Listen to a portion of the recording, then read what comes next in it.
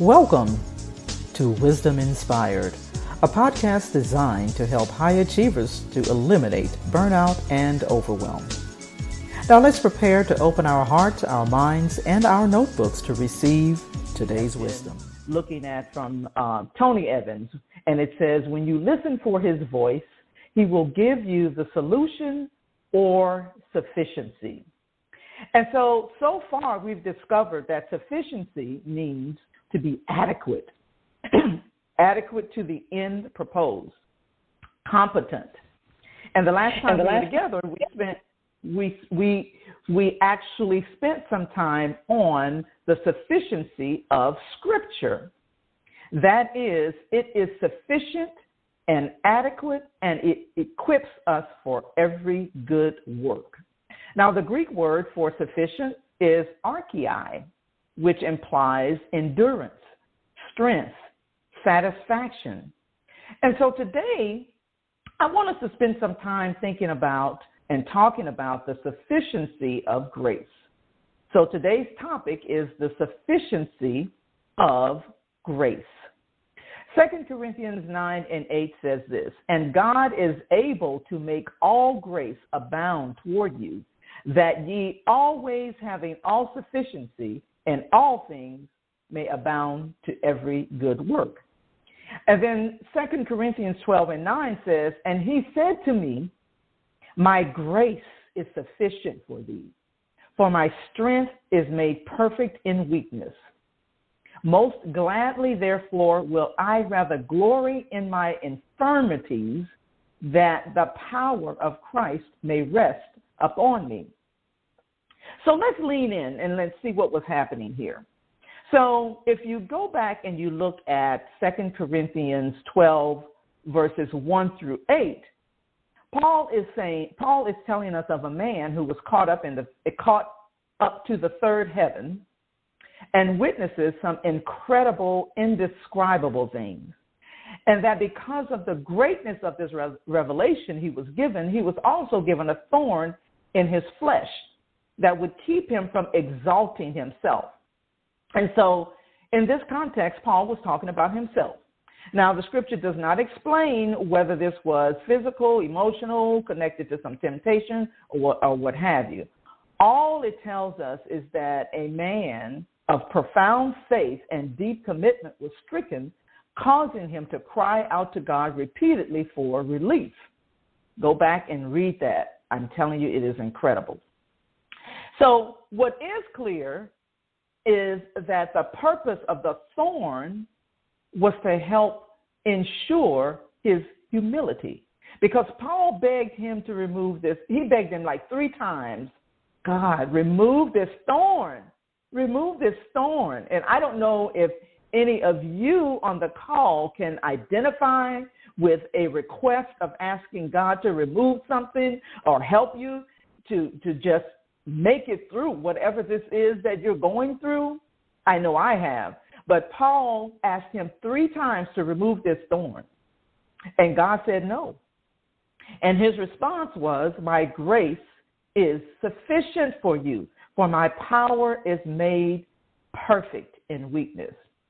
And so it was a reminder to Paul and all of us that the strength or success of ministry, business, career, finances, or whatever endeavor we pursue, it is not because of our experience, our intellect, abilities, or absence of difficulty, but it is because God's grace is sufficient.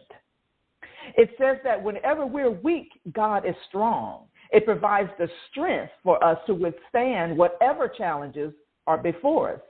It means that his grace is fully capable of providing everything that we need, and in Paul's case, what he needed to endure this suffering.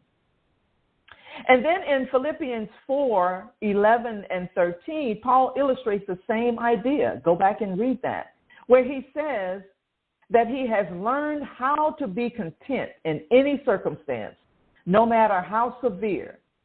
When things are going well or when things are not going so well, Paul says he knows that contentment doesn't come from circumstances.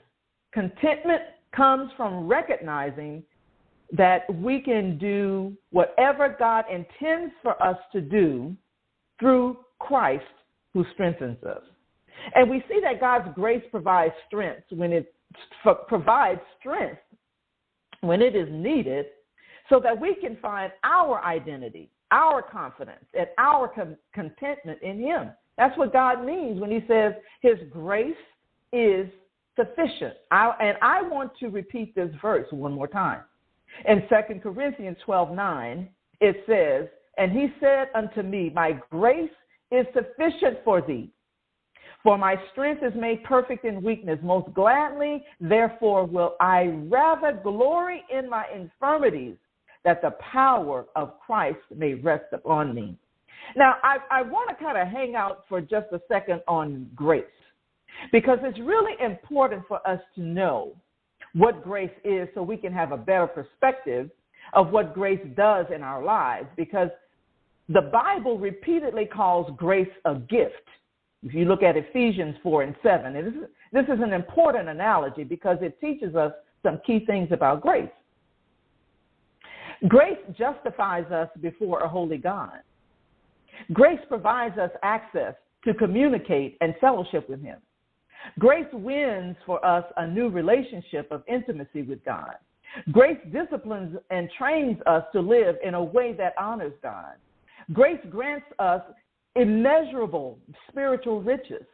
Grace helps us in our every need. Grace is the reason behind our every deliverance. Grace preserves us and comforts and encourages us and strengthens us. Grace is ongoing. It's an ongoing benevolent act of God working in us. Without it, we can do nothing. Grace is greater than our sin, more abundant than we can expect, and too wonderful for words. Grace is actively and continually working in the lives of his people. And as recipients of God's grace, we are to be gracious to others. Have you experienced some grace lately? I'll wait. Okay, you just did. I hope that today's wisdom has been encouraging to you. I hope that it has inspired you. That is always our prayer. Always remember that his grace is sufficient. That's it. That's all I got to tell you today. Remember to go to wisdominspired.net to find the links to all the platforms where you can listen to the previous episodes, subscribe, and leave us a review. And lastly, if you'd like to know more about our virtual co-working and collaborating community and how you can benefit from the resources and transformational coaching and community, send us an email to hello@aaccoworking.com. With that said, meet us back on the line next time, same place, same station, with more Wisdom Inspired. Have a wildly productive day. I hope you enjoyed the episode of Wisdom Inspired that was brought to you by the AAC Co-working Community, a virtual community designed to support female entrepreneurs, business owners, and freelance professionals. For more, go to wisdominspired.net.